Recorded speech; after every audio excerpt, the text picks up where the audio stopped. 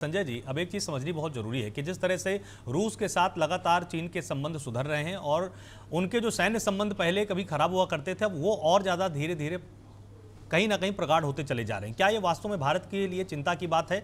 जिस तरह से मंगला एयरपोर्ट को लेकर तो यहाँ पर सीधे तौर पर यहाँ पर राजदूत जी ने एक बात स्पष्ट की है कि वो ज़्यादा चिंता की बात इसलिए है क्योंकि इससे हमारा जो नॉर्थ ईस्ट है वो कहीं ना कहीं खतरे में आ जाएगा। क्या सिर्फ और सिर्फ मोगला पोर्ट की ही हमको चिंता करनी चाहिए, या फिर चीन जिस तरह से अमेरिका को भी अपने करीब लाना चाहता है? इस ईरान युद्ध के दौरान में आपने देखा होगा डोनाल्ड ट्रंप ने जितनी भी बातें कही वो चीन के सपोर्ट में बातें कही हैं। भारत को कितना चिंतित होने की जरूरत है?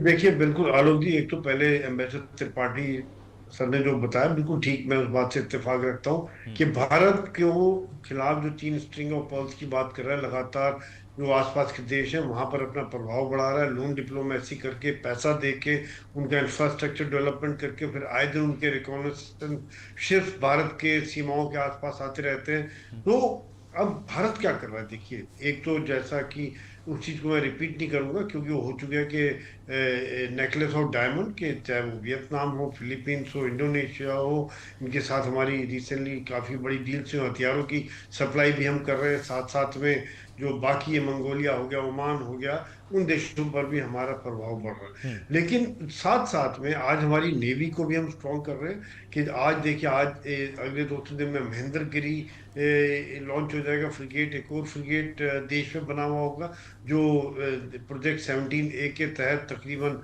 7 शिप बनने हैं, सबमेरीन अपने बन रहे हैं, एयरक्राफ्ट कैरियर अपने बन रहे हैं। तो सी के ऊपर जहां पर भी चाइना अपना प्रभाव डालना चाह रहा है वहां पर हम लोग कोशिश कर रहे हैं। इंडोनेशिया को हम सबांग पोर्ट बनाने में मदद दे रहे हैं क्योंकि वहां पर ग्रेट निकोबार और सबांग पोर्ट के बीच तकरीबन 150 किलोमीटर का एक फर्क है। तो वो पूरा मलक्का स्ट्रेट को डोमिनेट करने में काफी मदद मिलेगी।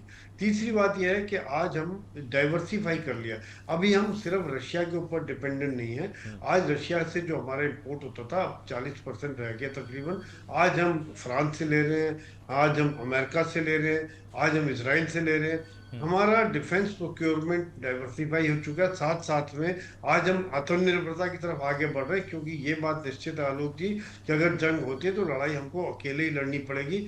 आज की तारीख में कहीं डिपेंडेंट नहीं हो सकते।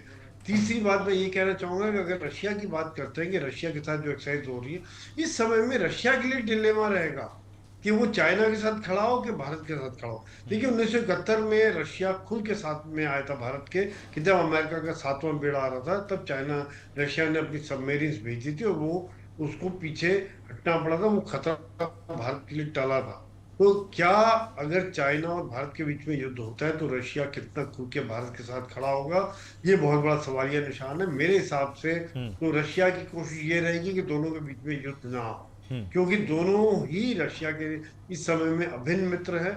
और अगर भारत को रशिया की जरूरत है तो मैं ये कहना चाहूंगा रशिया को भी भारत की उतनी ही जरूरत है।